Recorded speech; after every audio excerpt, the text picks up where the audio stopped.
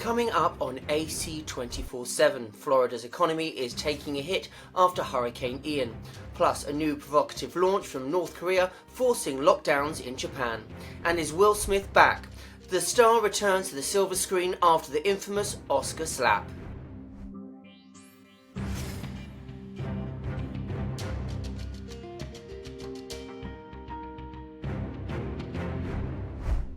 Welcome to AC 24/7. I'm Stephen Walker. Florida is set to take a financial blow and the national economy may also suffer. Chris Nguyen has more. The wrath of Hurricane Ian leaving nothing behind for many. It's really tough down here. It's an unbelievable loss of life, and we still have people that they hope are alive that they're still trying to rescue. So please pray for each one of those. Fort Myers Beach no longer exists. I mean, it'll have to be rebuilt. It'll be something different. It was a slice of old Florida that you can't recapture. On top of dealing with mass destruction comes a new threat: scams. In hard-hit Fort Myers, police are warning of possible repair, tree service, and water testing and treatment scams. And in Orange County, officials are warning people to not fall for FEMA insurance scams. You walk into someone's house and you try to prey on someone who just took a hit like this, I can guarantee you, as the sheriff, you will walk in, you will be carried out. I ain't playing. Now, the impact of Ian has local economies on track to take a severe hit. The shutdown of major tourist destinations like theme parks and beaches, along with the disruption of energy production and the destruction of crops in the region, including Florida's citrus industry, is triggering the potential slash of up to 3 percentage points from Florida's third quarter gross domestic product growth, according to Oxford Economics. In Washington, I'm Chris Nguyen.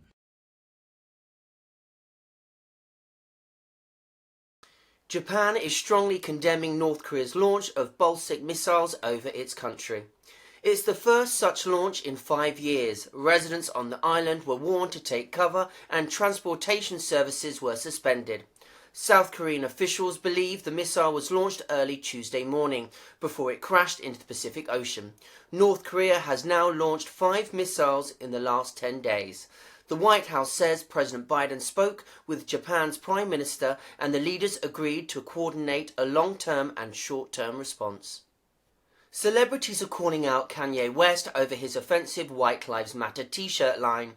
Kanye West was seen holding hands with political commentator Candace Owens wearing similar shirts during Paris Fashion Week. The Anti-Defamation League categorizes the slogan as a hate slogan associated with white supremacist groups, including the Ku Klux Klan.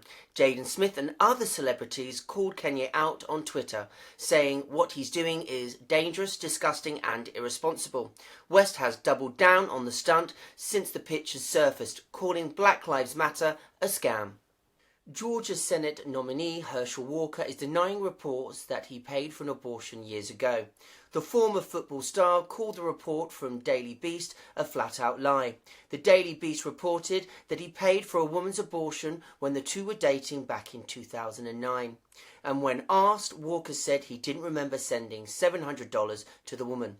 Walker's son, Christian, responded to his father's claims, urging his father to own up to his past, telling his Instagram and Twitter followers that Walker is not a family man. Walker is facing Democratic Senator Raphael Warnock in the November elections, which is now 1 month away.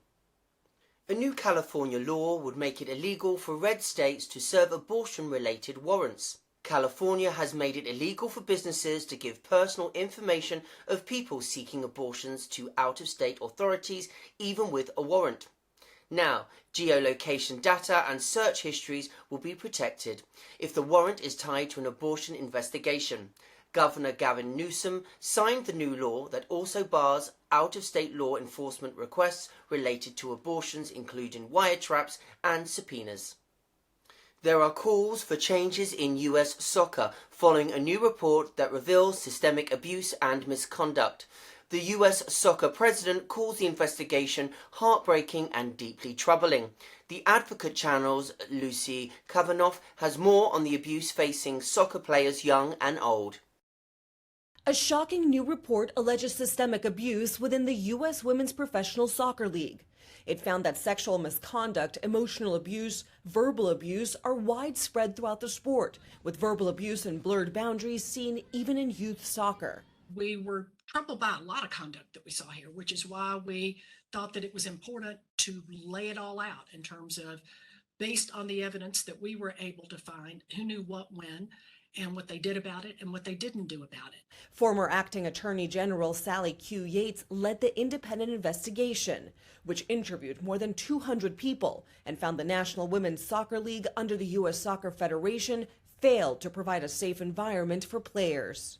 The report stating abusive coaches move from team to team, and those in a position to correct the record stayed silent.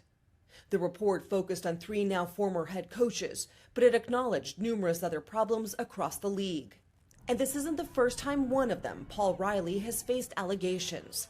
Last year, he was fired from the North Carolina Courage after a report by The Athletic detailed allegations of sexual coercion and misconduct against him. He denied the accusations then, and CNN has not been able to reach him for comment on the latest report. He told CNN affiliate WRAL-TV that he was not ready to talk and called the report, quote, not much of an independent investigation. Shanae Farley is one of the professional players who's accused Riley of abuse in the report. She spoke to CBS News. Soccer for me was my safe space in my world, and something that I had such an innocent, pure love for since I was a little girl, and that was taken from me. Those allegations of abuse echoed by former Portland Thorn midfielder Mana Shim. She spoke to ESPN's E60 in a clip broadcast on ABC News, alleging, as she did in the report, that Riley, her former coach, invited her to his hotel room. I was terrified. And I knew at that point that I had to find a way out, and I was not willing to compromise myself for my career or for this person. Alex Morgan, one of Team USA stars whose allegations were detailed in the report, also opened up to ESPN's E60. I just knew that he needed to be held accountable one day and that it would happen one day, but it took years for that to happen. This is very emotional for me, and honestly, I'm having trouble absorbing everything in the report. On Monday, U.S. Soccer President Cindy Parlow-Cone reacted to the report, saying the problem is bigger than one person, one organization, and that it is systemic. I think it will take some time to really read through it and think about the actions and inactions of certain people, and it'll take us some time to really think about what needs to be done in terms of discipline. There is a new report on the use of antidepressant drugs and pregnant women. The study found no link between the drugs and behavioural issues, autism or mental health disabilities. Previous studies said antidepressant use while pregnant could cause problems. The new report is based on more than 145,000 women and their children. The study is published in the JAMA Internal Medicine Journal. Researchers say roughly 20% of mothers-to-be will face a mental health condition while carrying a baby. For the first time since the infamous Oscar slap, Will Smith is on the silver screen. The actor just released the first look of his new film, Emancipation. Apple released the project in December. The runaway slave thriller was on hold after Smith slapped Chris Rock at the Academy Awards in March. Smith is now banned from attending the Oscars for 10 years.